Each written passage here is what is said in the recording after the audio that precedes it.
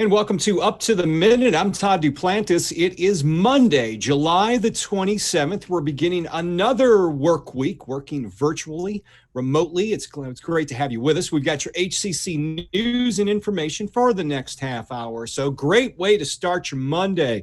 Brittany Pacheco, she's on vacation. We've got a number of co-hosts this week. Joining me today on this Monday, Raquel Sims, joining me live from our Stafford METV location. Good morning, Raquel.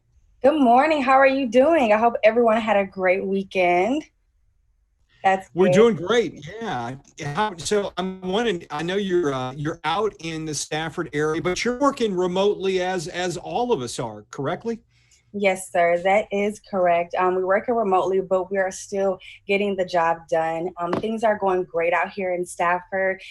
Just to kind of give you all a recap of what took place last week. We covered a myriad of events. We know that COVID-19 has caused a major effect on school events, especially for graduating seniors. So what SMSD did in place of graduation this year, they held a very unique graduation ceremony where they allowed the students to come in their cap and gown and take pictures with the administrators, really giving those students that sense of graduation feeling. And so that made the students really, really happy. And then we also had a chance to talk with the president of the Southwest College, Dr. Barillo, in regards to H-Force and what the college is doing to contribute to making medical equipment and PPE for first responders and more. And she also spoke about Jobs Now Houston, which provides a myriad of opportunities, job opportunities for students. And we also had a chance to speak with the Coalition to Combat Human Trafficking and their recent campaign that they're doing.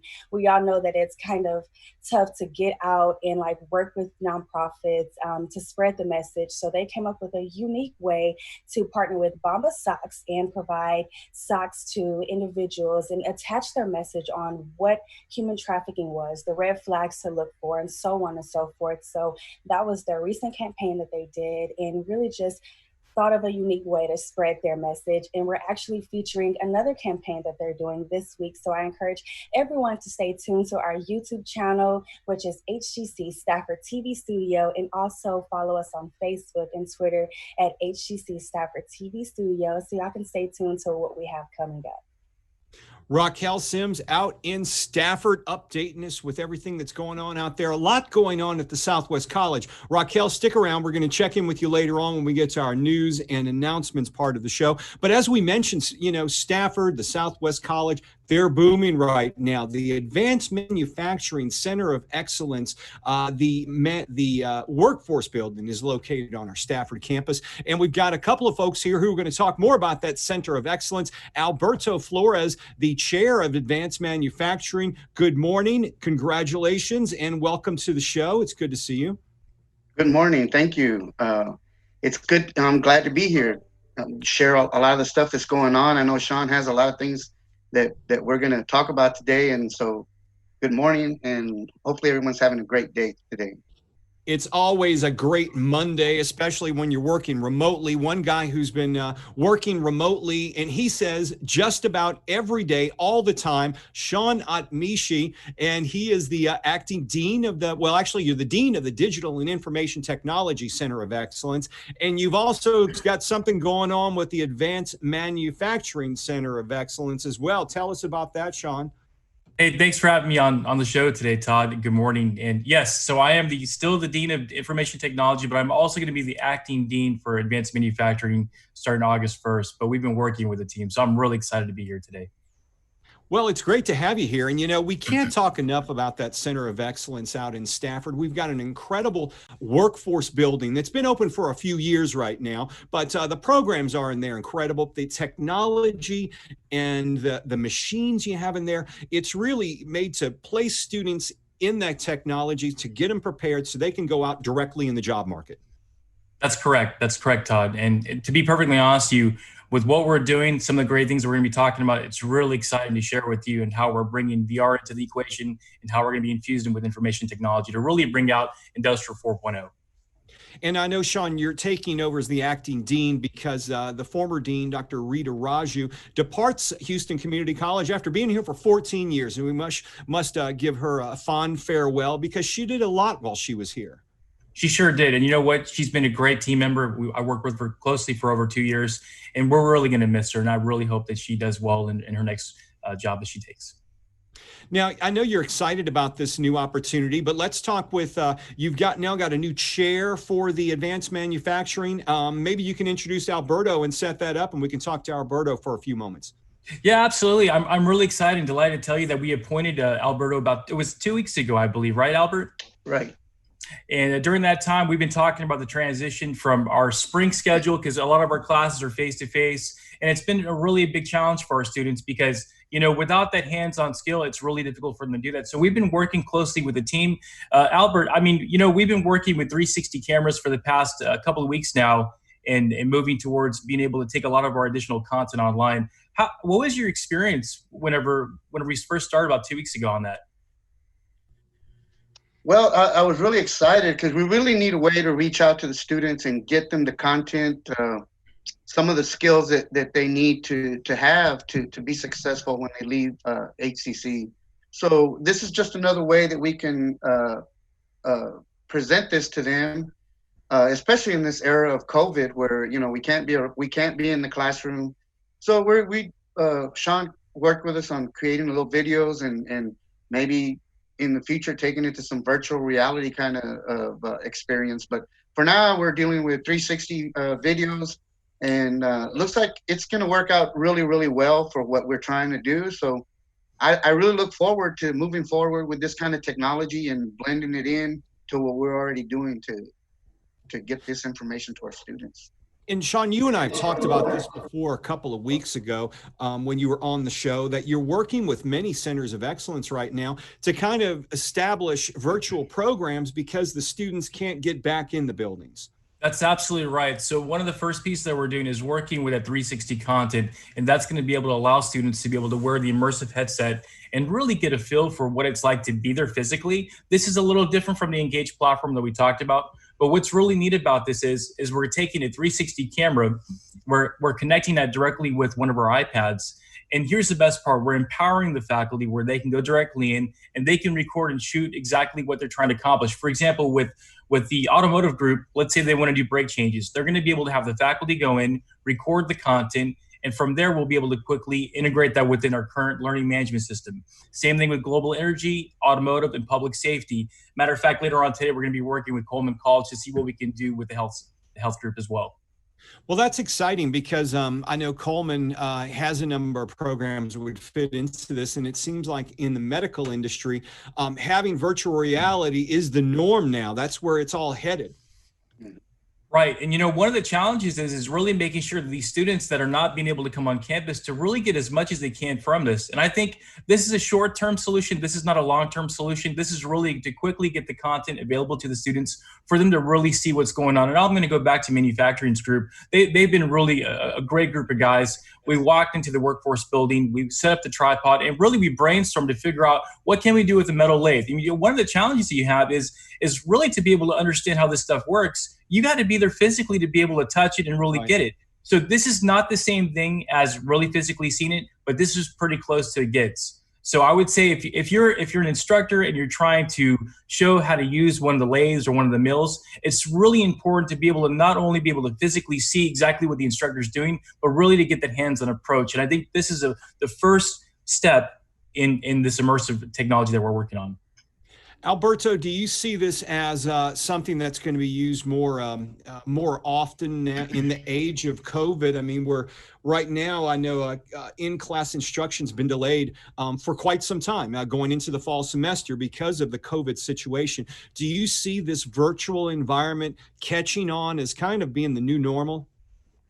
I really do in a lot of senses, because everything is headed towards automation. And so like you said, with the medical, the Coleman College.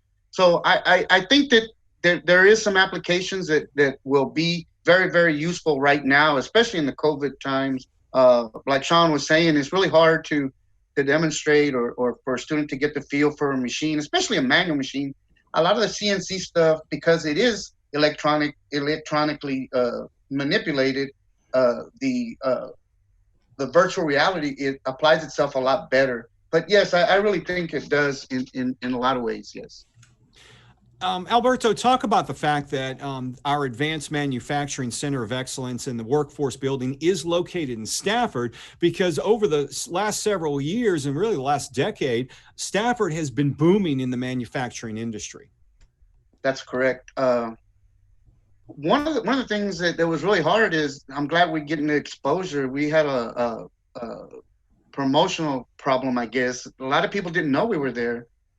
So I know Dr. Raju and some of the deans were talking about putting some signage out there, because we see the building, and a lot of people don't know it's the workforce building. So yeah, it's really booming. There's a lot of stuff going on now that Sean is helping us with this virtual reality, or the 360 cameras. I see us really moving in the right direction, especially for our students, getting them the information that they need, and to be able to present it to them in a way where we can be safe, Alberto, I've also been reading over, it seems like the past few months, that manufacturing jobs in the United States are on the rise, but we don't have enough trained, skilled workers really in the Houston area, much less across the nation. Is that still the case? And are these jobs still expanding as far as the number of them? Well, the last report I heard, I heard there were going to be some more job cuts, mostly in the oil industry. But as far as I know, the demand is still there. I know when we opened up the Center of Excellence, it was people in this industry were, I think the average age was like 50 something years old, 55, mid 50s, and that has gone down. So obviously we made an impact. The average age has gone down to, I think, 40, 30, late 30s. So obviously we've had an impact on the community. So I look forward to continue that trend. I know that, when this is over, it'll come back really, really fast. Houston has always been an economy of feast or famine, especially in the oil industry. So I see it coming back really strong, and hopefully our students take advantage of the opportunities now so that they can be ready when things do pick up. Sean, I'm going to ask you this because on Friday I was talking with Dr. Philip Nicotera, the president of HCC's Coleman College for Health Sciences, and we were discussing the fact that this COVID crisis has caused a bit of a delay with some of our students keeping on track and keeping on time, because they can't get in there in Coleman's cases for their clinicals in some cases. But across the board, a number of our students from the spring still need to complete the labs to complete their courses. As we're going into COVID and as things are being put on delay with students completing this, we could be causing a backlog across the nation with colleges for students graduating on time and backfilling these jobs, because our population is still aging. People still need to retire, and we could have a gap between employment here. Do you see that if VR doesn't step in to fill that gap? I think, look, we're taking this day by day. And I think it's really important to mention that as long as we're doing our part, wearing our masks and wearing our PPE and really supporting the whole fact that, look, COVID-19 is here. This is the new norm. We have to figure out what we can do to continue moving. And I think what's important is, for the institution purpose, for what we're doing, is we're trying really hard to make sure that we can get these students back in. So we are looking at being able to bring some of our spring students back during the summer, right before the fall semester starts, at a very small group. I mean, we have about 25 students in manufacturing. We want to make it safe. We want them to be able to complete. And we're doing some really neat things to be able to make that happen. Let me talk to you about that. So at the manufacturing building, we have all of our preventive causes, where you do the temperature check, you're wearing your mask, but also all the faculty is having to go through COVID-19 training on top of that from district. On top of that, when you walk into the building, we're continuing having our 6 feet distance as well. But what's really interesting is when you start looking at some of the equipment that's inside the manufacturing, like the lathes, they're already separated over 6 feet. But what we're doing is we're adding additional technology in that area to make it easier and safer for not only for the faculty to continue conducting what they're doing, but also for the students. So we're developing a way for the faculty to have cameras that are centralized, located on the lathes. So while the student is able to do their work and conduct what they're doing, the faculty member does not have to be near them to be able to assess what they're doing. So these are some of the additional preventive measures that we're doing. Let me also mention, for the CNC equipment, we're making them Wi-Fi, and we're also making them where they have cameras directly built into it. And the reason behind that is we can have all this controlled from a centralized location. The students don't have to be near the CNCs to be able to control that. They can write their G code. They can do what they have to do. They can push it to one of our lab techs. The lab techs from there can go ahead and make sure that it's entered directly into the system. And once the CNC starts working, there's a camera. So the student from their cell phone can actually look at what we're doing, and they'll be able to see their project that's being built. So with social distancing, with everything that we're doing, we want to make sure that our students can continue working in this manufacturing location. Yeah, and we were out there, I want to say about a month ago with our cameras, just to give students an example of how safety precautions are being taken. So if you look in our social media, we have some videos posted, particularly one of what students can expect. Because one thing, it's a large building to begin with. When you go in some of those labs, there's a lot of space. If something was made for social distancing, it's certainly some of those labs there. Right. And let me also add this, the T100 group has done a great job of being able to make sure that we have all of our pieces in place, making sure that we don't have any problems and so no challenges. Everybody's very clear what's going on. We go over the timeline every week on what we should be doing as a collective group, what the faculty need to be doing, our adjuncts and our students. And let me also mention that a lot of the YouTube social media that's being promoted for PPE and what HCC is doing with all the different modalities has really been greatly beneficial for our students and staff. I think this is a challenge. I think this is the new norm, but I think that we can still conduct business as usual if we all work together and make sure that we're following the guidelines. Yeah, and I think the main thing is, like we've been saying here, I know when speaking with many representatives across the college, is that we all have to be flexible during this. Faculty, staff, and students, we all need to be flexible because this is a new normal we're living in, and we're learning something new just about every day. I think you make a really good point, Todd. And let me just go back with the manufacturing team. They've been great. They've been so flexible. Albert and I met up at the workforce building. We wore our masks and so forth. And just for us to be out there to be able to record content, to keep these students engaged and being able to continue doing what they love doing. And I think it's so important to understand the passion that our faculty have and how much they care about making sure our students can continue. That's so important. And kudos to Albert and his team for putting the students first. Well, health, of course, number one, but definitely keeping our students on track with being able to complete their program and graduate. I just saw an email from one of the students was really concerned, says, look, I'm 2 classes away from graduating my associate's degree. That's a game changer. I can't get a job. I can't get a better job if I don't have this degree. Please help me. What can we do? And that's the reason why we're going back to do this, is to make sure students can continue and being able to get that gainfully employed job, or being able to make that additional money to put food on the table. We all get that, right? Oh, absolutely. Sean, you guys are doing some incredible work, important work, as we introduce virtual reality and AI to our centers of excellence, so that our students can keep on track. We appreciate both of you being here today, and good luck, Alberto, with your new appointment. We appreciate you being here, and we look forward to seeing you in the future. Thank you. And Sean, yeah, absolutely. Well, anytime, you're welcome here. Sean, as always, it's good seeing you. We hope to see you back again soon, and you know how to get a hold of us. Absolutely. Thanks, Todd. Thank y'all so much. Thanks y'all for being here. All right, we're going to check back in with Raquel Sims from our Stafford METV team. And Raquel works for HCCTV. But Raquel, for folks who may be seeing you for the first time today, explain what Stafford METV is and what you guys do for the city of Stafford. So Stafford METV is our public access channel, and we feature, we have our Stafford Weekly News where we cover events within the Fort Bend County area. We have a partnership with Stafford MSD, and HCC. And we also feature local nonprofits, just showing and highlighting what they're doing for the community. And so we're like the vessel that gets the messages out to the community. We air on channel 16 for Comcast users, channel 99 for AT&T UVerse users, and we also stream live on, not stream live, but we also stream all of our features on our YouTube channel as well. That's right. And you also have a weekly news show as well. Yes, so we have our weekly news show.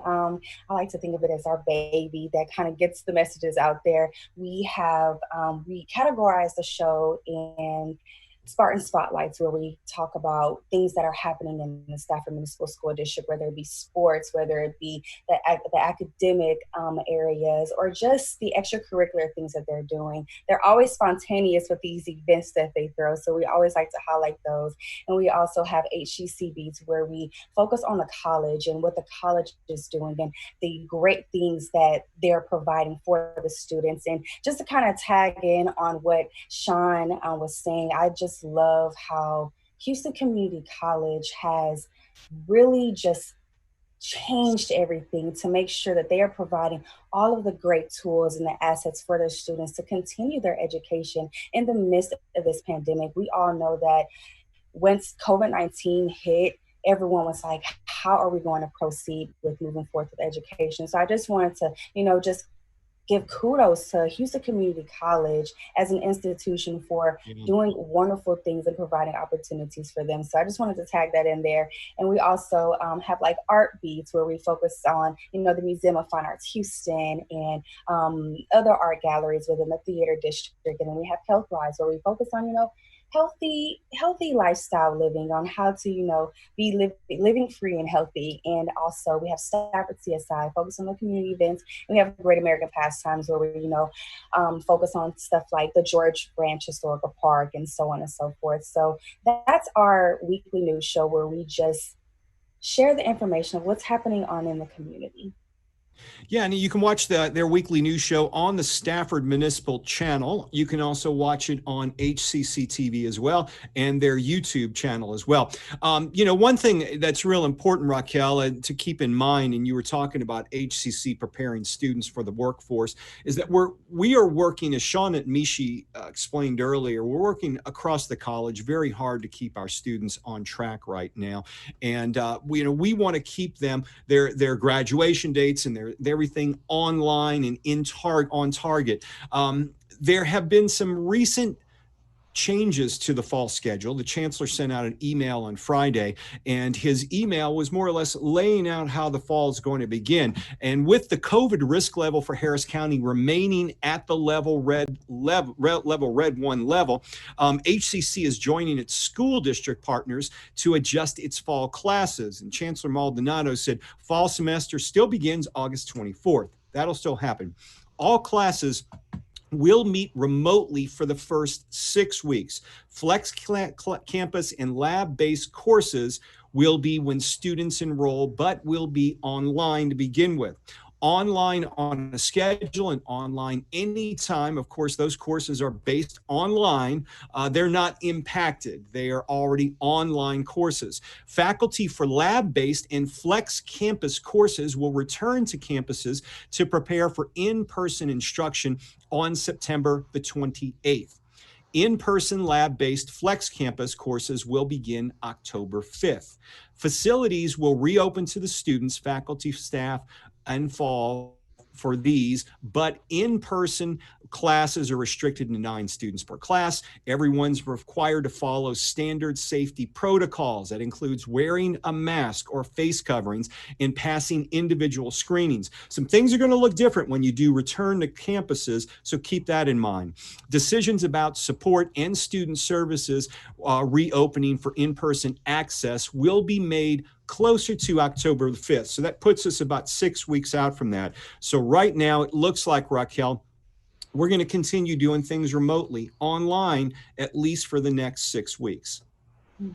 Wow. Just hearing the adjustment of the new norm is just mind-blowing. But I love how HCC is always staying ahead of the curve to make sure that they're providing the best access and the tools for the students. Yeah, I mean, I can tell you, since this whole thing started, there's a lot of folks who meet behind the scenes on a crisis committee to make sure that the right decisions are made. And they're doing everything to move forward. I mean, we went away for spring break and realistically haven't returned since then. We've been all working remotely, but within a couple of weeks, HCC was able to get our faculty trained and deliver course instruction online, which was a huge undertaking because it's normally a 6-week course for faculty to get trained in delivering an education on time. Now instruction's happening online, and it really happened within a couple of weeks. So that's really just a testimony to how well things can, how good HCC can really move things forward. Some things to keep in mind are international students. There was a lot of questions as to what was happening. Well, HCC's international students can now be thrilled to learn with the latest news to come from the Student and Exchange Visitor Information System, which is officially approved that all F1 students who are currently in the U.S. can enroll in 12 credits of any mode instruction to maintain their F1 visa status. Of course, we had our Director of International Student Services on several times over the last few weeks to simply put our students' mind at ease. Raquel, we've got a couple of drive-through testing sites across the district. A couple of them are, I believe, open to where you can just go take the test without registering, and those are in the southeast side. Oh, wow, that's amazing. Looking at all of the blessings that are coming from out of this is remarkable. And even though the cases are increasing in number, loving how Harris County, is providing those testing sites for those individuals, because getting tested is important to know what you're dealing with. So. Yeah. Right. So the testing sites are located, the ones, there's 2 on our southeast side, the Felix Fraga campus, 301 North Drennan Street, and the east side campus, 6815 Rustic. Both sites are open 9 a.m. to 4 p.m. Monday through Friday. No appointment required at each location. The 2 campuses we have do require appointments. That's the HCC Northeast campus at 555 Community College Drive, and the HCC South campus at 1990 Airport Boulevard. Both of these sites are open right now from 8 a.m. to 4 p.m.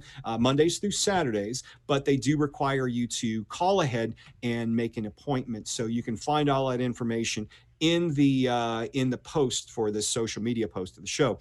Weekly enrollment informational sessions. If you're taking classes at HCC in the fall, you have to take an information session. We now have them online, of course, and we're offering help with admissions, testing, orientation, financial aid. Any of those questions can be answered. The next session is noon this Wednesday, July 29th, and you can log on to hccs.edu/information sessions to sign up for those. It's really important, Raquel, when you do attend HCC that you take one of these sessions, because it is required, but it'll answer all the questions for you. Yeah, and I agree. And just to be able to have all of that information provided is great for, not only students, but faculty and staff. And just tapping on what you were saying, how the faculty had to undergo a training right in the midst of the pandemic, just showed their dedication and how they wanted to make sure that the students were able to move forward. And all of our services right now are available online. If you need help with advising, counseling, financial aid, all of that's available online. Everyone is still working. We're working remotely, but we're still working, and we're here to work for our students. So if you need something, you can always visit hccs.edu and go to the homepage. There's a virtual lobby you can go to on the homepage. Click on that. That will answer a question. And Raquel, I heard something exciting. I think last week there was an announcement made that very soon there's going to be a Zoom room available as a virtual lobby, so you can go live, meet with a person live, and talk with them face to face, and virtually, I should say, but get your questions answered through Zoom. I love that. I think it's so cool to see how everything is kind of just updating as quick as it is, to be able to meet face to face. This new norm is something very, very, very cool, and a lot can happen and can take place. So love it. I love it. Yeah, it's they just announced that last week. So look for that soon, students. Virtual Zoom lobby where you can go, and I believe they have extended hours. They'll be posting those as well. We'll keep you up to date with that. So that pretty much wraps up things for today's show. Raquel, thank you for being here as the co-host and filling in for Brittany. We appreciate you joining us.